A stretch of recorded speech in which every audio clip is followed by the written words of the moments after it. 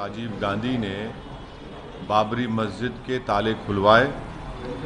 बिल्कुल historical fact है ये, और हिस्टोरिकल फैक्ट ये भी है कि ताले खुलाने का मामला उसका शाहबानों से कोई ताल्लुक़ नहीं था, ये पहले से चल रहा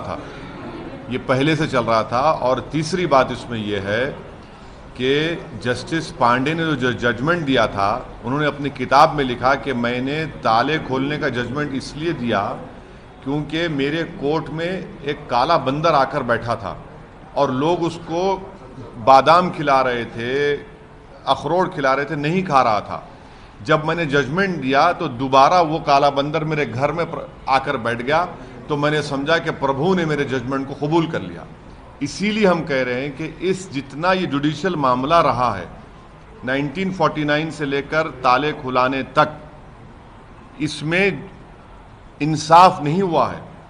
आप एक बात याद रख लीजिए कि माधव गोडबोले ने कहा बिल्कुल सही है, लॉक पड़ा हुआ है, 4:15 को जजमेंट आता है और 15 मिनट के अंदर लॉक को तोड़ दिया जाता है, जिसके पास चाबी उसको बुलाया भी नहीं जाता।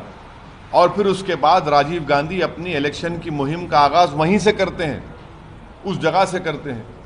आप बताइए, ये सब चीज़ें हिस्टोरिकल फैक्ट है, इससे कोई इनकार नहीं कर सकते, बिल्कुल सच्चाई पर मुबन्नी है और हम इस बात को मानते हैं। और हम माधव गोडबोले साहब ने जो कहा है बिल्कुल सच कहा है, इससे कोई इनकार नहीं कर सकता, वो फैक्ट है। आप ये कहना चाह रहे हैं कि राजीव गांधी पहले कार से बिल्कुल वो उन्होंने जो माधव गोडबोले ने कहा बिल्कुल सही है। उन्होंने कभी जो माधव गोडबोले साहब ने कहा है हमारे एक्स प्राइम मिनिस्टर के बारे में, वो बिल्कुल हिस्टोरिकल फैक्ट है, उसमें कोई इनकार नहीं कर सकता। उन्हीं के ऑर्डर्स के ऊपर ये ताले खुलाए गए। आप बताइए कि जिस जमाने में ताले खोले गए कंप्यूटर नहीं था, 5 मिनट की हियरिंग होती है और 25 पेज का ऑर्डर दिया जाता है, टाइप करने कम से कम 15-20 मिनट तो लगेंगे ना। बिल्कुल सही कहा माधव गोडबोले ने, ये सच्चाई है, हिस्टोरिकल फैक्ट है। राजीव गांधी के बारे में उन्होंने जो कहा है वो बिल्कुल सच है। क्या कहा है अब वो आपके एएनआई ने जो कैरी किया है उनके बारे में बिल्कुल सच है वो।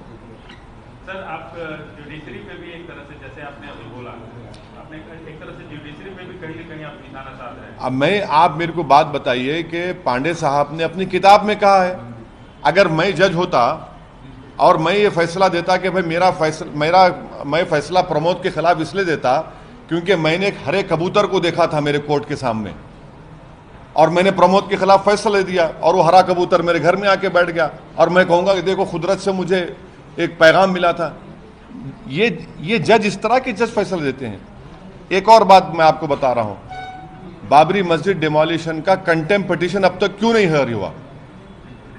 कंटेम्प्ट पिटीशन अब तक हियर नहीं हुआ है, अभी तक पड़ा हुआ है। वो कब हियर होगा वो बताइए? कंटेम्प्ट पिटीशन जो है डिमोलिशन का अब तक हियर नहीं हुआ है। क्या मुझे राइट नहीं है उसको ये सवाल करने का, पूछने का?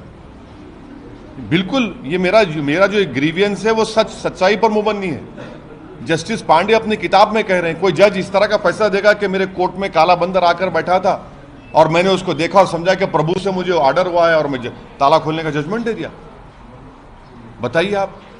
सर, आप अपनी तकरीरों में, अपने जलसों में कांग्रेस की मुखालफत करते रहते हैं, उनकी चीजों को उठा के, तो क्या इस चीज को भी आप आगे करेंगे जो उन्होंने कहा?